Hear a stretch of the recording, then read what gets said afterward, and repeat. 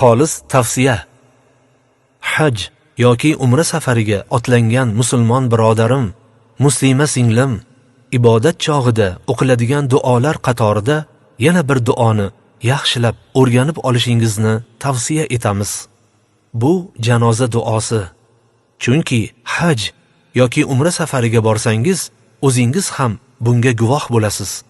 U muqaddas masjidlarda deyarli har namozdan keyin janoza namozi ham o'qiladi.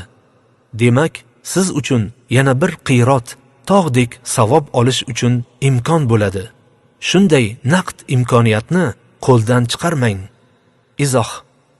Ushbu duoni 3-takbirdan so'ng aytiladi.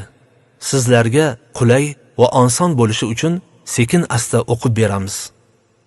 Allohumma g'fir li hayyina va mayyitina va saghirina va kabirina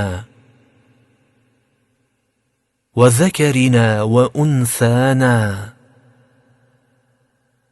va shahidina va ghaibina.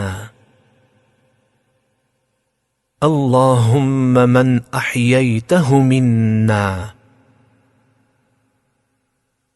فأحيه على الإيمان ومن توفيته منا فتوفه على الإسلام.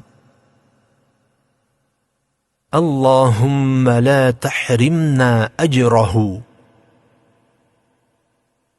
ولا تضلنا بعده.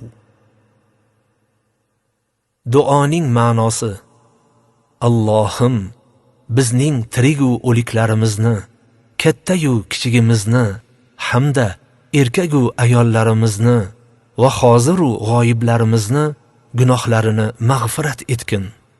Allohim, agar bizdan birontamizni yashatadigan bo'lsang, uni iymonda yashatgin. Jonini oladigan bo'lsang, islom holida olgin. Allohim, buning ajru savobidan bizni mahrum qilma va keyin ham bizni o'zing adashtirmagin. Abu Davud rivoyati.